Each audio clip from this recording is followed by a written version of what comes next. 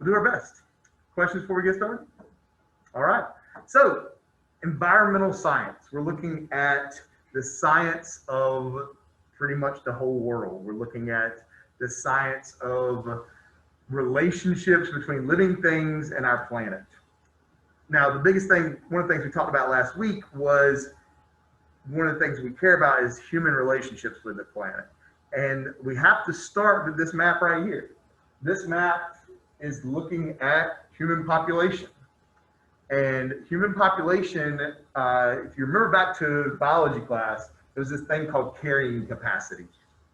Carrying capacity was how many organisms a certain environment can support. So once you hit your carrying capacity, you kind of stay around that number and you don't get too high. You don't get too high because some things might starve, and you don't get too low because you make babies to come back up to that number. The carrying capacity for Earth, for humans, for the first few million years of humans being on Earth was no more than 1 billion people. We had right around 1 billion people. That's why this line is so flat. Right around 1 billion people, actually less than 1 billion people for millions of years. Now, a big change around 6,000 years ago that got us up to that first billion, and that was the agricultural revolution. Around 6,000 years ago, we stopped living as nomadic people in the Great Plains of Africa and started, molding Earth to fit our needs. We started taking plants that we would have to go and forage for, and instead planting them and changing them in a way that best suits our needs. Instead of having to follow the herd of animals, they domesticated the animals and put them in a fence so that they could not have to move around. Now that gave them time. With that extra time, what really changed for humans 6,000 years ago? What do you have 6,000 years ago that you didn't have before? Reliable food source. So because of the reliable food source, now we have time. What did they do with that time? Think about it. What's 6,000 years old that you read from yesterday? Or maybe you didn't. Little heathen Lauren. I'm so confused. What would you have read from yesterday? You didn't? Okay, our oldest scriptures, our oldest books are 6,000 or so years old. And so this 6,000 year mark, 6,000 to 8,000 year mark, this agricultural revolution allowed culture to flourish. So you didn't have to spend all day, every day staying alive. Instead, now we can share belief systems. Now we can write books. Now we can share oral histories. Now we can create cultures, create communities that you couldn't before. And in doing that, really changed up the way that humans existed here on Earth. That lasted for around 6,000 years, and it's still going today. But then something happened right here around 200 years ago, around the 1800s. We learned about it in history class right there, the Industrial Revolution. And what's the big change? What's the big change from the Agricultural Revolution to the Industrial Revolution? You don't have to work as hard, so it produces food. Okay, so less manual labor required to do the same amount of work. But there's one big thing that they had starting 200, 300 years ago that they didn't use before. Look at energy. In the agricultural revolution, all of your energy pretty much came from one place or one step removed from that one place. Where does all our energy on our planet come from? The sun. And I say, one place and one step removed. So you can talk about the sun, or you can talk about the plants and animals that are getting their energy from the sun. So yeah, burning wood isn't solar power, but it's one step removed from solar power. And if you burn wood, you can regrow that tree in your lifetime. And so the big change in the Industrial Revolution was going more than one step beyond solar energy. Where's your energy come from today? What's powering these lights above our heads? Anybody at home? Where does our energy come from? This is huge in this class. Go ahead. Yeah. Our energy, the big change here was getting energy from fossil fuels. Coal, oil, natural gas. Coal, oil, and natural gas aren't things that we can just use and then regrow in our lifetime. They're called non-renewable resources. And what they are technically, they're called fossil fuels because they come from fossils. I love Toy Story, and one of the neat little Easter eggs in Toy Story is the name of the gas station. It's also in Cars. Anybody remember? Oh man, y'all need to rewatch this stuff. Y'all need to watch good stuff. But the Cars, the sponsor in Cars, and the name of the gas station in Toy Story is Dynaco. And the symbol is a dinosaur. Because what you're doing when you put gas in your car is you're putting these molecules that were once dinosaurs and have laid underneath the ground for 60 million years or so and have turned into this nice, clean burning-ish burning fuel for our lives. So how did that dinosaur get the energy? Well, it ate a plant that was getting energy from the sun, but it was 600 million years ago. So the big difference between this and this is the amount of energy available. Prior to the Industrial Revolution, you could use the sunlight that hit this year. If you used energy, it's sunlight that hit the earth in the past 12 months or so. Now, not only do we have the sunlight that hit this year, but we have the sunlight that has hit in the past 100 million years. And that's what pretty much set us on this type of curve. Now, what do we call this type of curve in math class? J-shaped curve that not only is increasing, but is increasing how much it's increasing. It's exponential growth. And so you look back, I used to say your parents, but I'm getting old and you guys are getting younger. So your grandparents were living in the 60s. Your grandparents were living in the 60s, and there's about 3 billion people on Earth. The Civil War, there was about 2 billion people on Earth. So it took about 100 years to go from 1 billion people to 2 billion people, another 100 to go to 3 billion people, and then from 3 billion people to the time I was in high school to 6 billion, we doubled in only 30 years or so. And then we've gained another billion since I've been out of high school to 7 billion people. No telling what it'll be by the time you guys are teaching this class. And so that's what we're talking about with exponential growth. Now, if you look at these dotted lines up here, this exponential growth cannot last forever because the energy on our planet is finite. That's the opposite of infinite. And so at some point, some way, the energy, the exponential growth has got to stop and the line will start to flatten out. Now, does that mean people will have less babies? Maybe. It's happening in some parts of the world, and we'll talk about that later in the year. Places like Europe, where you've gone from a birth rate to 2.5 or so to down to a birth rate of about 1.5, 1.6 per family. And so their population has leveled off. But then you still have huge chunks of the world where the birth rate is still close to 3. And you're still exponentially growing, okay? So you have your first checkpoint here, and it kind of goes into that, what is exponential growth? And if you want to knock that out, you can. I'm going to roll on this one. Why is living in an exponential age a concern for everyone living on the planet? Something for you to think about, a way for you to go. I'm going to roll on. If you want to type that up as we go, that's fine. Where are we supposed to be typing this up? So if you look at the module where you got the notes, that's a discussion board, so just reply to that. And like I said, you can do it, you can either reply to it and put all your answers in one thing and submit, or you can go ahead and put one answer, submit, and then reply to yourself with more answers. Find it? It's under current modules, right? Yeah.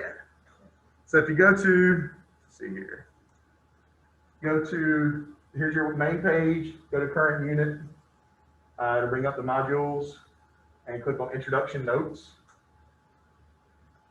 And so it'll have these notes up there. If you scroll down a little bit, just hit reply.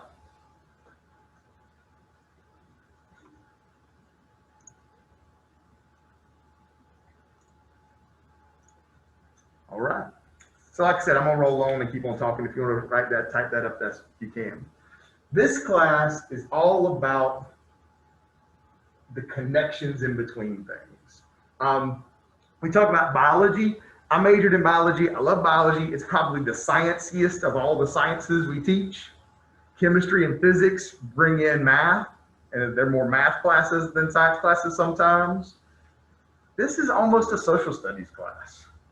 This is definitely our most social studies of all of the science classes, because not only are we looking at things that you learn in maybe earth science or biology, things like the biosphere, lithosphere, soil and rocks, hydrosphere, water, atmosphere, air, but you're also looking at what the humans do, population size, economics, how we spend money, politics, how our governments work and what our governments do for our society, and then ethics. We did a little bit of ethics in anatomy class if you took that, but we're going to go way more in this class. It's like, what should we be doing to our planet? And we got to bring all of this together for environmental science. It's all about the relationships in between things. All right, so let's look at how we stay alive. Going back to what we said before, nothing happens without the sun.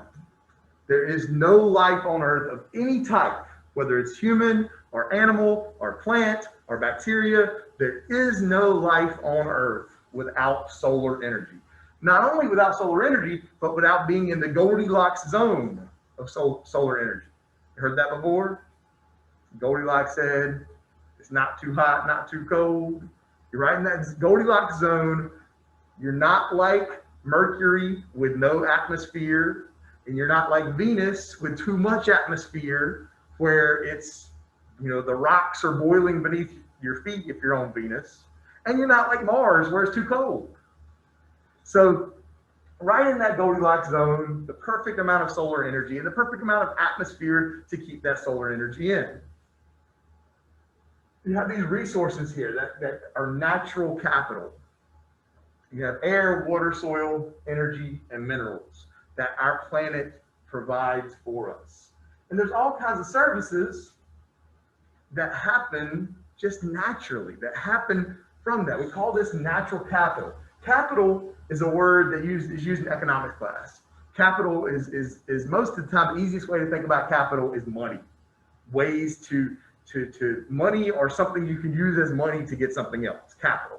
It's like what you got, okay? Natural capital is what our Earth does for us for free. Now, a lot of times we don't put a price on that and we just take it for granted. But what if we had to pay for it? Or what if, it wasn't there to the same level as it was before? So we really have to think about natural capital, the services that the Earth does for us for free. So we talk about population control. Our Earth does a really good job at, not letting populations get too high because other things come in and knock them out for the most part. Nutrient recycling. I always shock my freshman classes when I tell them that every glass of water they've ever drank probably was dinosaur pee. Because the amount of water on Earth today is the amount of water that's always been there. And we're just moving that water around the system. Same thing with oxygen. We breathe in oxygen, but we breathe out carbon dioxide, CO2, which then in turn goes into a plant, and a plant puts out the oxygen. We're constantly just taking these molecules and moving them around. Climate control. We think, oh, it gets winter, in the winter it gets cold, in the summer it gets hot. But the distance between the scale at which we can survive at certain temperatures is actually pretty small when you look at things like chemistry and physics. It can get way colder than 0 degrees Fahrenheit, and it can get way hotter than 100 degrees Fahrenheit. But we're in that little zone where we're comfortable and where we can live. Pollution control. Ways to dilute pollution the planet does for us. Waste treatment. You poop on the ground, it gets percolated into the ground. Different animals in the ground, bacteria in the ground are going to take care of those nutrients and separate them out so that the water from the water table is relatively clean to drink. Biodiversity is a word we're going to look at a lot this year. So let's break it down. What is diversity? Having a lot of variety. Different things. Bio is life. So biodiversity is lots of different living things. So biodiversity is a key to life on Earth. Now think back when we put that on the board a second ago, the agricultural revolution. We took a field that was very biodiverse and made it work better for us by, instead of it being hundreds of different plants in one field, just corn or just soybeans. And so we have to wrestle with taking away biodiversity while at the same time providing for biodiversity and providing for the health of our planet. And pest and disease control. There's all kinds of ways that our planet maintains homeostasis and keeps that keeps things rocking and rolling. So this is something we don't normally think about, what the Earth does for us for free. So what are we doing to the Earth? How are we taking this natural capital, what the Earth does for us for free, and completely changing it? Because we have this exponential growth, because we need all of these materials, and we need to constantly, we have this growth model of economics. No business is happy making the same amount of money that they made last year. Every business wants to grow. Every business wants to get bigger. And that's a human mindset, that growth mindset. And it's pretty dangerous to the natural world. You might not be able to see all these things up here, but you'll see them in front of you. Obviously, one's population growth. You know, we're literally putting way more people on the earth than have ever been here before. Every day, we're growing every single day. Unsustainable resource use. We're using resources in such a way that you're not going to be able to do it forever. Now, this is something that's huge. It's going to keep coming back to us over and over again. If you're looking at something that is non-renewable or even renewable in a short period of time, you have to think about the fact that it ain't always going to be there. And that's something we really have to think about. Poverty. Now, this is something it's tough for us to think about, but how does poverty make natural capital degrade? How is poverty bad for the world? I mean, obviously it's bad for the poor person, but poverty may be bad for the world because the person can't afford to do sustainable things. Because the person can't afford to live in a way that is going to help the earth. If you go to the grocery store and look at, things that are, are bad for you versus things that are good for you, which one's more expensive? The unhealthy thing, just about every single time. We'll look at that a lot. Being poor makes it really hard to save the planet. And we'll look at what that means going forward. And then not including the environmental cost in your market prices. I used to always use the McChicken. The McChicken still costs $1. I think it does, doesn't it? McChicken costs $1 in 2020. You can go and give McDonald's $1, 100 pennies plus tax, and get bread, lettuce, mayonnaise, and a piece of fried chicken. I mean, that is astounding that we can do that today. But what that does not do, it does not include the cost, the real cost of doing it. Now, is McDonald's making money? Do I feel sorry for McDonald's? Absolutely not. But how much damage is that $1 McChicken sandwich doing to our natural world as a whole? And that's something we're going to keep coming back to. Sometimes it's sustainable and sometimes it's a good thing. But a lot of times to get those prices so low, they're going to do things to our planet that cost us all in the long run. trying to make a monoculture. This is agriculture here, which things you already talked about, taking this biodiversity and changing it up so that it is more of a monoculture. So your second checkpoint, explain the terms natural capital, natural resources, natural services, solar capital, and natural capital degradation. Remember, capital is just something you have. And so just a way to think about that and get your brain working down on those vocabulary words. And I will keep rolling. Sustainability, being able to sustain. This is something that is like, if you had to pick one theme of environmental science, it's that word right there. Sustainability, being able to understand what that word means. So let's look at it, let's think about it. This is something we've already mentioned before. The earth is going to be fine. The earth is going to be fine. There's going to be an earth for the next few billion years. There are going to be living things on earth for the next few billion years. But when we talk about sustainability, we're not talking about the earth. We're not talking about life on earth. What we're talking about is humans' role on earth. Being able to keep our way of life on earth. Being able to keep our grandchildren from facing plague and famine and widespread death. That's what's all about sustainability. Integrative theme there is you're integrating multiple things. You can't be just one thing. Everybody wants, like we got the COVID right now, and everybody wants to flip a switch to fix the COVID. We don't have that switch.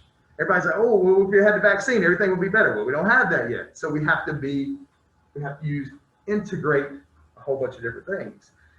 There's no vaccine for the earth. There's no vaccine for the planet.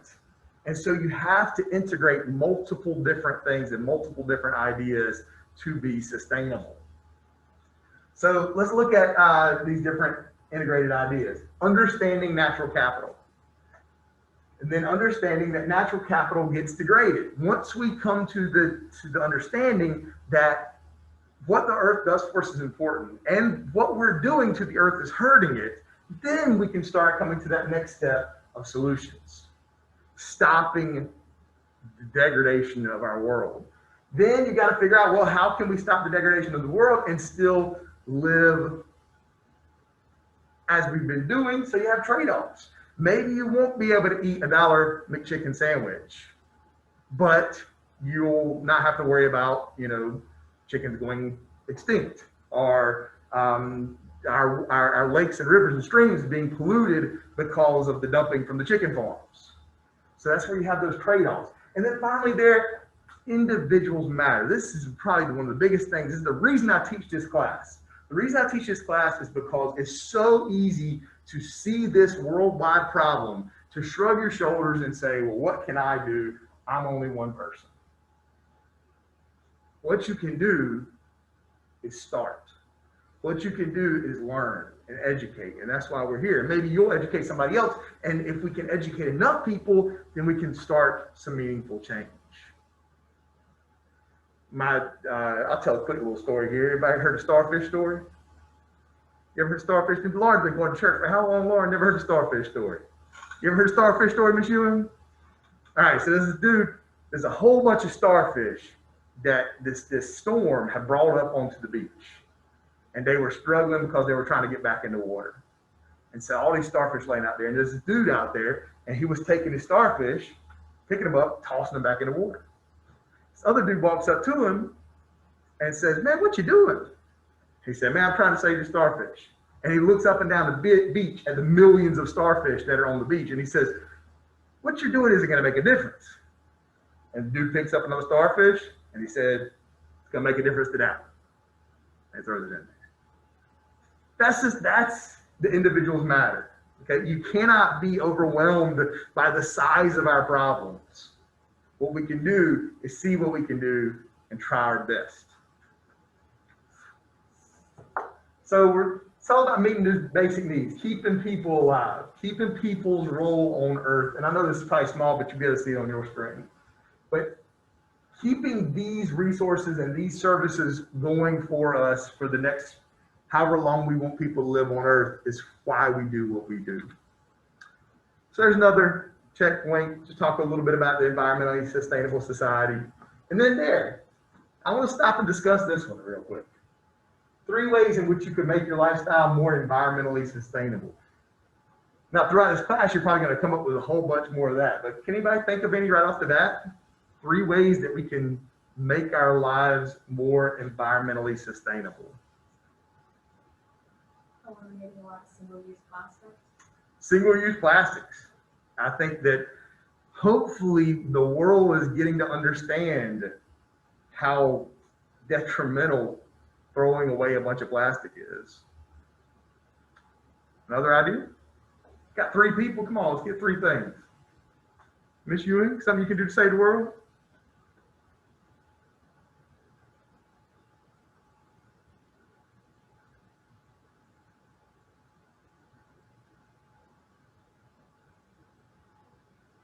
Miss Hunt?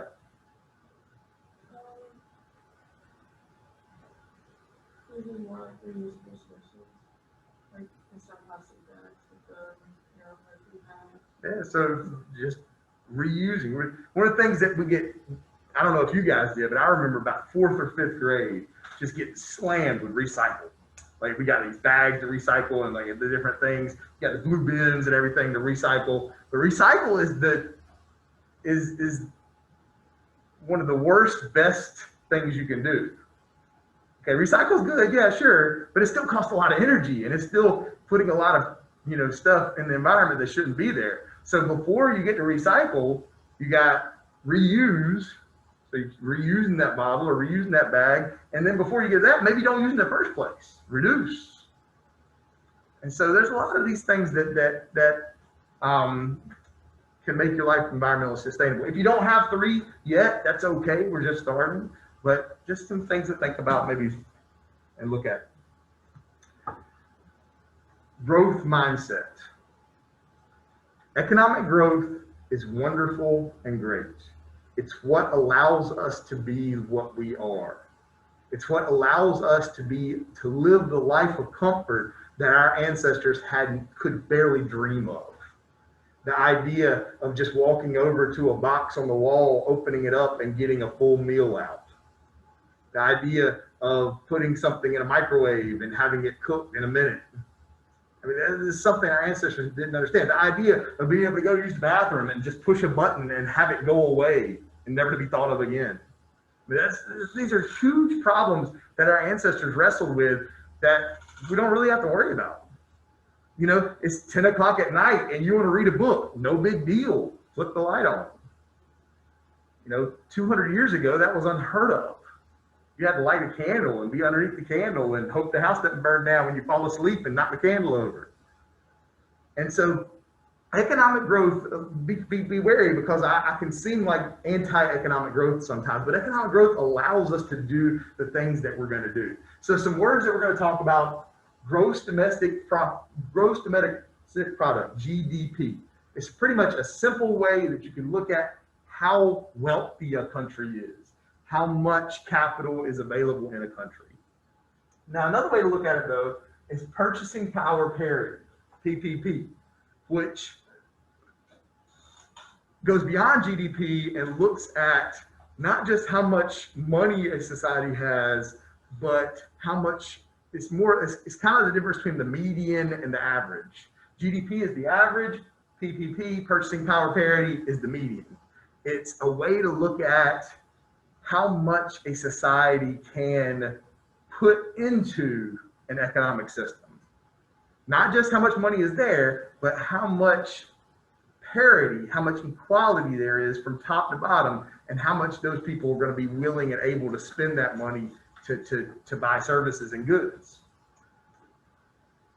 So country's economic status is looked at through these couple things. Now, this is where we really have to look at the world. And let's start with the big picture here. The colors here are a little bit strange because they're backwards from one chart to another, but stick with me. So the lighter colors in this map are countries that have relatively high GDPs, whereas the darker colors, the redder colors in this map, have relatively low GDPs, have countries where people live on very, very little money per day. Any things, takeaways that you're seeing right off the bat from this map?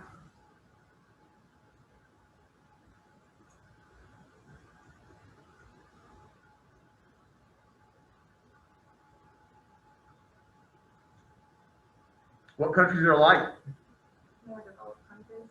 We think of as more developed countries, more lighter color. More first world countries. We call it the first world and the third versus third world countries. Sure, they don't use that quite as much, but absolutely. So we're looking at, obviously United States, most of Europe, countries that, at the risk of being blatant here, your colonial countries. The countries that went and took over the darker colored places. And so you see a lot here on this map from really the past 300 or 400 years of world history. You look at, if you saw this map 400 years ago, it would all be orange and red. But then you had some countries that got wealthy, and the argument could be made, and if you look at history, you'd be pretty clear, off the backs of other countries. Some countries exploited other countries, but then you have lighter colored countries like Iran and Saudi Arabia and Turkey that aren't necessarily colonial countries, but have this wealth of natural resources that other people fight over and are able to fill their country with lots of money. Same thing with Argentina and Chile down here. So let's look at some data on this. And like I said, the colors are backwards, so don't get too confused over this. Most people live in developing countries. We are blessed to live in developed country, but we are the smaller percentage of the population. 18 to 20% of people live in developed countries. Most people around the world live in underdeveloped or developing countries. The growth is happening in the developing countries. Developed countries aren't really growing that fast. The United States is kind of an exception, but most of Europe has a flat growth curve. Most of the developing nations are growing at very rapid rates. Why might that be? What was the question? Why is Zaire, the Republic of Congo, growing at 3 times the rate of the United States? Growing like population-wise? Yeah. Lack of education, a lack of, well, pretty much that, just lack of education. Yeah, the lack of education is huge. Lack of education and lack of opportunity. Okay? Why do you not have a baby in a developed country? Because you're educated of birth control, but then also, why do you choose not to have a baby when you're 17 years old? Because you have a lot of opportunities that would be hindered by that. Because I'm not going to have a baby until I go to college, get my job, get my life, do all these things. Whereas if you're in a country with not much opportunity for you, maybe your goal in life is to start having children and start a family. That's the opportunity for you, is to build your family. And then couple that with the lack of education about birth control and sexual reproduction and things like that, and you've got booming population. Keeping it rolling. Wealth and income. 20% of the people, 85% of the money. That's the way our world's set up. Resource use. 88% of the resource use, with 20% of the people. You think about how much energy you use. One of the things we're going to talk about probably tomorrow is your ecological footprint. The amount of energy an individual uses in the United States compared to the amount of energy an individual uses in Guatemala or any of these developing countries. Pollution. A little bit more pollution versus wealth and income and resource use, but still, most of the pollution is coming from the developed worlds. And then where we're putting that pollution is a whole other issue entirely. It's called toxic colonialism. And toxic colonialism actually happens on a inside the country scale. If you're going to build a dump in your county and you have a population dense county, so you don't have a middle of nowhere you can put it like we do in Pitt County, where are you going to put it?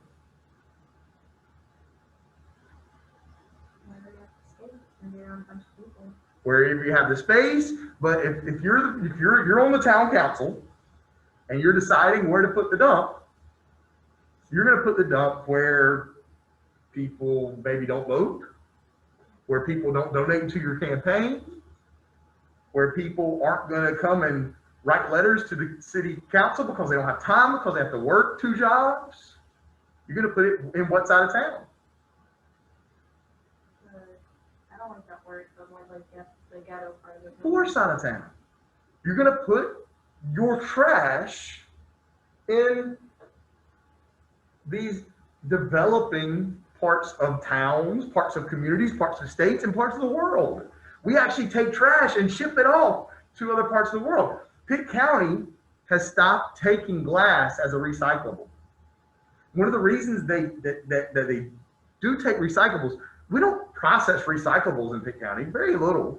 We ship them off other places. They sell plastic and glass and aluminum to other places, and eventually they sell it to developing countries. Places like Thailand, Indonesia, China in some respects. China, that color is getting lighter and lighter and lighter as they make more and more money, and they're saying, you know what? We don't want to buy your trash. And so less places are buying trash, which literally happens, and you're ending up with this situation where you don't have any place to put it anymore. So last checkpoint for today, advantages and disadvantages of globalization. Now feel free to look that word up if you want to. We'll talk about it just a little bit. Globalization is, instead of thinking community wise when you think about something, instead of thinking of the people you interact with on a daily basis, we think about running our world as an entire world. Instead of having a business that is just housed in Aden, have a business that is housed worldwide and can then take advantages of all the different things in the world. So globalization is a very interesting kind of debate when it comes to what's good and what's bad about world capital. And I'm gonna just leave that one kind of for you today and kind of stop there so that we can have plenty of time to make sure that we have that. Any questions or anything? Oh, I said a lot of things. We rock and roll. At home, thank you guys for sticking with me. Like I said, I'm gonna edit this video out. We also added another assignment. If you go to, let me rechange how I'm sharing my screen here.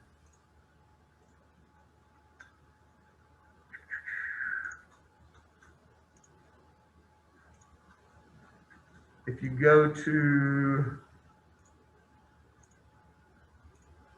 your AP Environmental page here and go back to the modules, let's go home.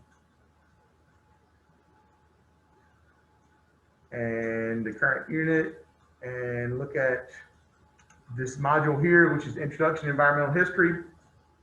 I added this assignment, which is called Thinking Like a Mountain. And you don't have to do it today. I think I said it was due tomorrow, but you know, anytime you have during this week, something to think about. It's about a 2-page essay that I want you to read and just answer the one question that goes with it. I want to start a discussion on it and just kind of have some time there as we go. If there's no questions at home though, guys, I'm going to shut the Zoom down.